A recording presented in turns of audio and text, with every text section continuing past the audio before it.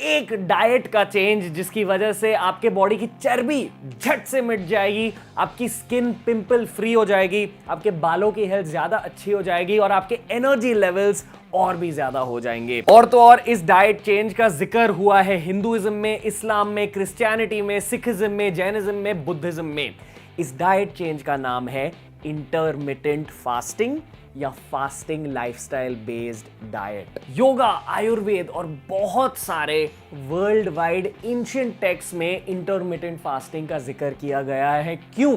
क्योंकि आपके बॉडी के लिए ये डाइट चेंज है सबसे ज्यादा जरूरी। इस वीडियो में मैं आपको इस चेंज के साइंस के बारे में समझाऊंगा और ये भी समझाऊंगा कि आप इस चेंज को अपने लाइफ में कैसे ला सकते हैं, इसका प्रैक्टिकल यूज। मैं डाइट प्लान बेसिकली आपको इस वीडियो में दे रहा हूं और वो भी as always free of cost. पर पहले इसका विज्ञान जानिए, साइंस जानिए। साइंस क्या कहता है? Science says that as you age your metabolism lowers. इसका यह मतलब है कि जितनी आपकी उम्र बढ़ेगी ना, उतना ही कम आपका मेटाबॉलिज्म होगा। मेटाबॉलिज्म क्या है? मेटाबॉलिज्म यानी कि आपकी बॉडी की इंटरनल वर्किंग की स्पीड। मान लो कि आपकी बॉडी ना एक फैक्ट्री जैसी है। उस फैक्ट्री में जो भी मशीन्स है ना, जो आपके ऑर्गन्स है, आपका पेट, आपका दिल, आपका ब्लड फ्लो, वो सब एक एक मशीन है। तो मेटाबॉलिज्म बढ़ना, इंक्रीज होना क्या होता है? उन मशीनों की स्पीड बढ़ गई है, आपकी बॉडी अंदर से ना स्पीड के साथ काम कर रही है और इसकी वजह से आपके एनर्जी लेवल्स हाई होंगे, आपकी फैट बर्निंग कैपेबिलिटी ज्यादा होगी और आपकी न्यूट्रिएंट रीपार्टीशनिंग ज्यादा अच्छी होगी। न्यूट्रिएंट रीपार्टीशनिंग क्या होती है? न्यूट्रिएंट रीपार्टीशनिंग मतलब मान लो आपने रोटी खा ली, उसके साथ कोई सब्जी खा ली, जैसे कि पनीर की सब्जी, उसके साथ दाल खा ली। अगर आपकी न्यूट्रिएंट रीपार्टीशनिंग कड़क है, अच्छी है, तो उसका यह मतलब है कि आपकी बॉडी ना उस खाने को अपने मसल्स में डिपॉजिट कर देगी, मसल बिल्डिंग में डिपॉजिट कर देगी। वो भोजन आपके हेल्थ के लिए अच्छा होगा। बट मान लो आपकी सेहत इतनी अच्छी नहीं है, आपकी बॉडी की मेटाबॉलिज्म थोड़ी सी कम है, उसका यह भी मतलब है कि आपकी न्यूट्रिएंट रीपार्टीशनिंग थोड़ी सी खराब है। तो फिर क्या होगा? उसी भोजन की वजह से आप मोटे हो जाओगे। आपकी बॉडी उस भोजन को अच्छे से डाइजेस्ट नहीं कर पाएगी और उसे अपने फैट स्टोर्स में स्टोर कर देगी। तो nutrient repartitioning if it's good, you will be able to stay healthier, leaner in the long term। और अगर आपकी न्यूट्रिएंट रिपार्टीशनिंग खराब है, तो उसका ये मतलब है कि आपकी सेहत भी खराब रहेगी, आपके फैट डिपॉजिशन की टेंडेंसी ज्यादा रहेगी, आपकी बॉडी ज्यादा फैट डिपॉजिट करेगी खुद पर। और इसीलिए इंटरमिटेंट फास्टिंग आपके मेटाबॉलिज्म को भी फास्ट कर देगी, आपके न्यूट्रिएंट रिपार्टीशनिंग को भी फास्ट कर देगी और आपके एनर्जी लेवल्स को भी मेंटेन करके रखेगी। तो इंटरमिटेंट फास्टिंग आईएफ में होता क्या है? आईएफ में बेसिकली आपको अपने बॉडी को स्टार्व करना है, मतलब आपको खुद को भूखा रखना है। कितने समय के लिए? एटलीस्ट मिनिमम 12 घंटों के लिए, आइडियली 16 घंटों के लिए। ठीक है? इससे क्या होगा? इससे आपके बॉडी की हार्मोनल प्रोफाइल बदल जाएगी। स्पेशली 2 की हार्मोन्स अफेक्ट हो जाते हैं। पहला हार्मोन है HGH या ह्यूमन ग्रोथ हार्मोन। ये हार्मोन पता है क्या है? आपके बॉडी के लिए ना एक रिपेयरिंग हार्मोन है। मान लो आपने जिम में थोड़ी कसरत कर ली तो आपके मसल्स डैमेज हो गए। अगर आपके बॉडी में थोड़ा सा ज्यादा HGH है, उसका ये मतलब है कि आपके मसल्स का रिपेयर एकदम फास्ट हो जाएगा। तो इंटरमिटेंट फास्टिंग की वजह से आपके बॉडी का HGH लेवल थोड़ा सा बढ़ जाता है, जिसकी वजह से आपका मेटाबॉलिज्म ज्यादा अच्छा हो जाता है। तो चलो वो बात हो गई HGH की। अभी इंसुलिन के बारे में बात करते हैं। इंसुलिन भी आपके बॉडी में बहुत ही इंपॉर्टेंट जरूरी हार्मोन होती है मेरे दोस्त। बड़े एक और चीज जानिए, इंसुलिन से ज्यादा जरूरी है ये शब्द इंसुलिन सेंसिटिविटी। और हर इंसान के लिए ना इंसुलिन सेंसिटिविटी अलग होती है। अगर आपकी इंसुलिन सेंसिटिविटी ज्यादा है, इसका यह मतलब है कि आपकी फैट बर्निंग कैपेबिलिटी भी ज्यादा हो जाती है। आप आसानी से अपने बॉडी से चर्बी हटा सकते हो, आसानी से अपने बॉडी पर मसल बना सकते हो। आपकी बॉडी इंसुलिन सेंसिटिव है। थोड़े से इंसुलिन से भयानक सा धमाका। अगर आपकी इंसुलिन सेंसिटिविटी कम है, इसका यह मतलब है कि आपके बॉडी में वही धमाका लाने के लिए आपको ज्यादा इंसुलिन भी लगेगा, आपके बॉडी को ज्यादा काम करना पड़ेगा। बेसिकली आपके बॉडी को ज्यादा टाइम लगेगा फैट बर्निंग में। तो आपको चाहिए ज्यादा इंसुलिन सेंसिटिविटी, थोड़े इंसुलिन में बहुत ज्यादा काम। तो HGH भी बढ़ाना है, इंसुलिन सेंसिटिविटी भी बढ़ानी है। उसके साथ साथ अगर आपका एड्रेनलिन और नॉर एड्रेनलिन भी ज्यादा हो गया ना, इसका ये मतलब है कि डेली आपके एनर्जी लेवल्स जबरदस्त होंगे। पता है चाय कॉफी पीने के बाद आपको वो एनर्जी फील होती है ना, वो आप नेचुरली भी अपने बॉडी में ला सकते हो। कैसे लाओगे? एड्रेनलिन और नॉर एड्रेनलिन के लेवल्स ज्यादा करके। और इन तीनों चेंजेस को आप अपने बॉडी में कैसे लाओगे? इंटरमिटेंट फास्टिंग करके।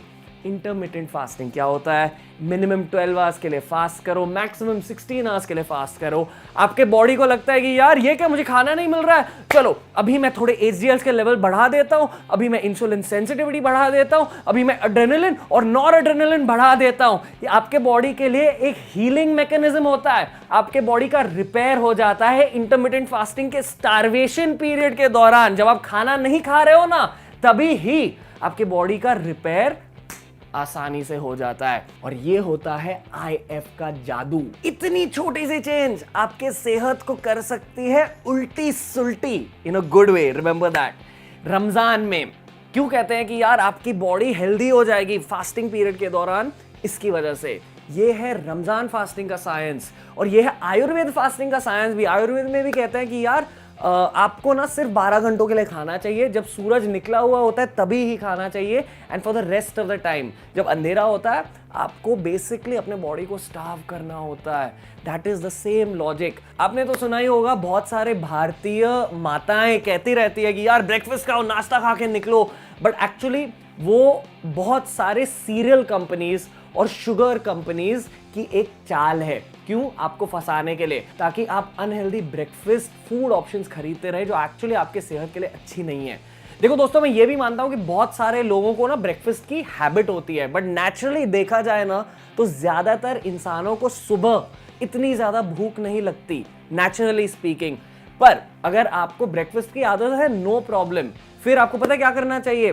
7 बजे या 8 बजे अपना पहला मील खाना चाहिए और फिर 6 बजे या 7 बजे अपना लास्ट मील खाना चाहिए। पर आपको यह भी जानना चाहिए कि इस डाइट के एडवांटेजेस भी होते हैं, डिसएडवांटेजेस भी होते हैं, और तो और आपको यह भी जानना चाहिए कि आप कैसे कर सकते हो इस डाइट को, आप प्रैक्टिकली कैसे कर सकते हो। तो चलो पहले मैं एडवांटेजेस के बारे में तो बात करूंगा ही। बेसिकली जो कि मैंने कहा, आपके बॉडी की फैट बर्निंग ज़्यादा हो जाएगी, न्यूट्रिशन रिपार्टीशनिंग अच्छी हो जाएगी, आपके बॉडी की स्किन हेयर की क्वालिटी अच्छी हो जाएगी, रिपेयर अच्छा हो जाएगा। मान लो आप जिम जाते हो ना, आपकी मसल रिकवरी ज़्यादा फास्ट हो जाएगी, आपका फैट परसेंट थोड़ा सा कम हो जाएगा, आपके एब्स थोड़ी आसानी से निकल आएंगे। मेरी ट्रांसफॉर्मेशन देख लो, लास्ट टाइम जब मैंने IF किया था, ये थी मेरी ट्रांसफॉर्मेशन IF की वजह से। एंड ऑल्सो वेरी इंपॉर्टेंटली आपको यह भी जानना चाहिए कि डिसएडवांटेजेस भी होते हैं इस डाइट के, पर छोटे डिसएडवांटेजेस होते हैं। क्या है डिसएडवांटेजेस? पहला डिसएडवांटेज है कि पहले हफ्ते में ना आपको थोड़ी सी मुश्किल होगी इस डाइट करने के दौरान। क्यों? कि पूरी की पूरी लाइफ आपने IF को फॉलो नहीं किया है, आपने नॉर्मल डाइट को फॉलो किया है, तो your body is not going through the correct form of dieting my friend. पहले हफ्ते में ना आपको थोड़ी सी मुश्किल जरूर होने वाली है। जब आप 16 घंटों तक कुछ नहीं खाओगे ना, आपको वो एंड के 2-3 घंटों में बहुत मुश्किल होगी, आपको वीकनेस फील होगी, आपका पेट ऐसा गुर्र गुर्र करता रहेगा और बेसिकली आपके एनर्जी लेवल्स लो होंगे। बट एक हफ्ते के बाद ना, एक हफ्ते के बाद आप इस डाइट के एडिक्ट बन जाओगे, आप इसी लाइफस्टाइल को पूरी लाइफ के लिए फॉलो करने लगोगे। ये होता है एक डिसएडवांटेज कि पहले थोड़ा सा मुश्किल है, बट एक बार आपने उस मुश्किल को हटा दिया फिर आपकी लाइफ चेंज हो जाएगी। और दूसरा छोटा डिसएडवांटेज है कि यार कभी कभी ना इस डाइट की वजह से आपके सोशल लाइफ में इंपैक्ट पड़ सकता है। कैसे? मान लो कि आप अपना डाइट स्टार्ट कर रहे हो 2 बजे, ठीक है, तो आप मैक्सिमम अपना डाइट कब तक लेके जा सकते हो? 10 बजे तक। क्यों?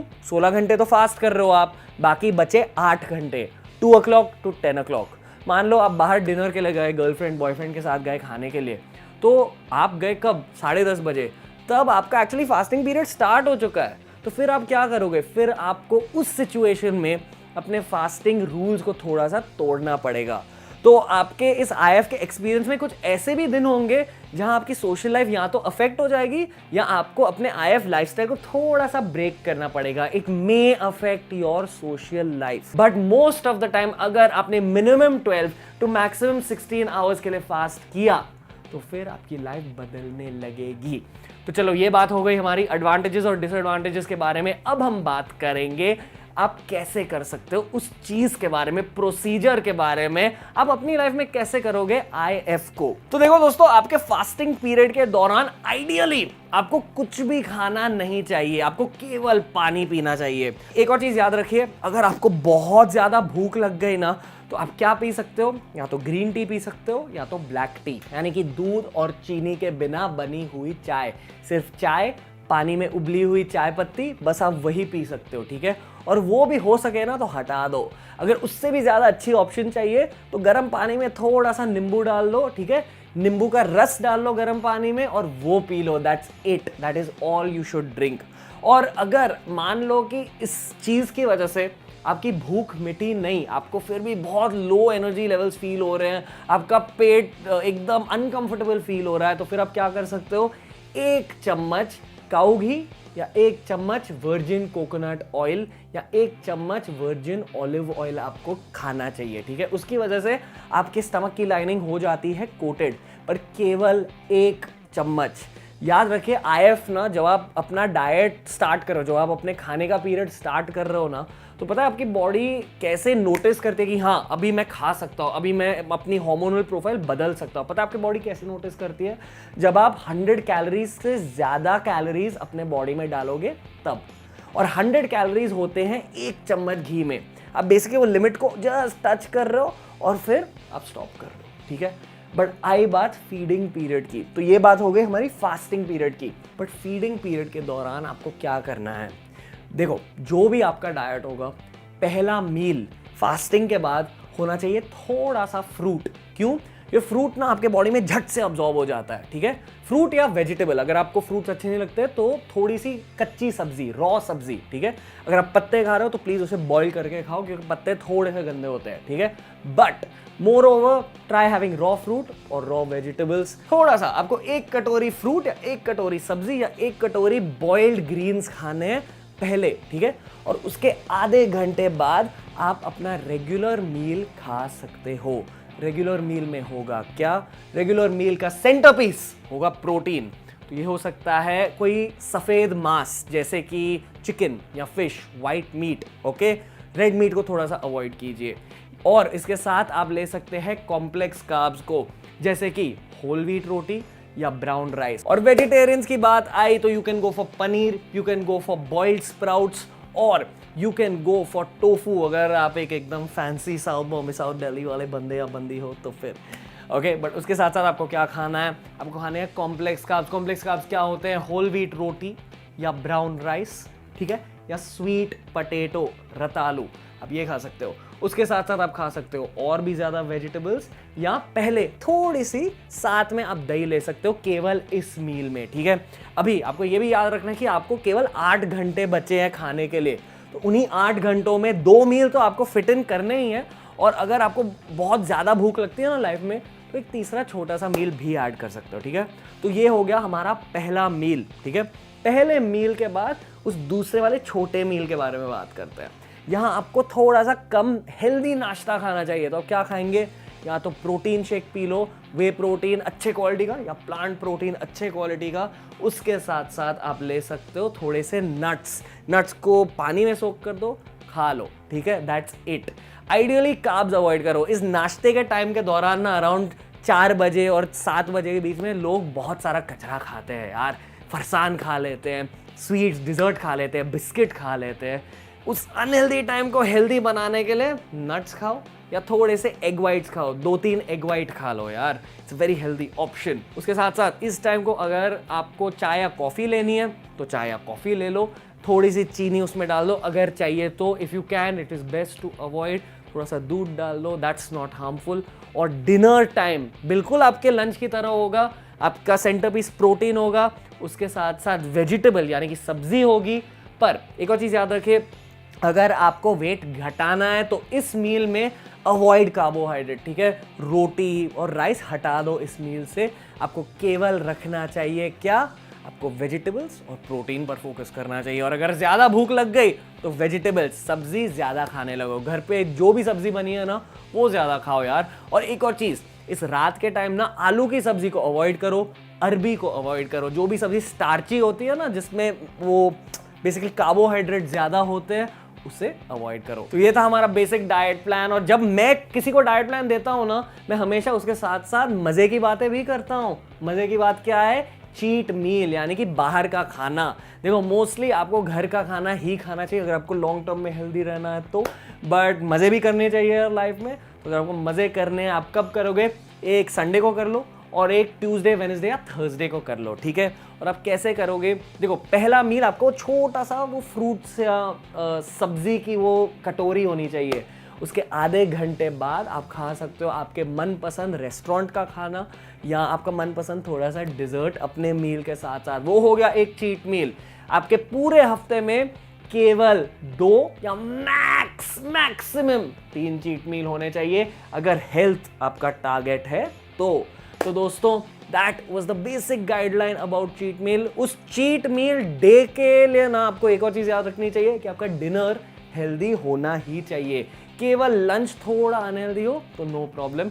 और कभी कभी ये भी याद रखिए कि आपकी सोशल लाइफ की वजह से आपको डिनर अनहेल्दी खाना होगा, यानी कि आपकी गर्लफ्रेंड, बॉयफ्रेंड या दोस्त ना उनको बाहर डिनर के लिए जाना है तो ठीक है, count that as your cheat meal. तो उस दिन का लंच ना हेल्दी रखो और उस दिन के लंच में कार्ब्स मत खाओ, केवल सब्जी खाओ और प्रोटीन खाओ, ठीक है।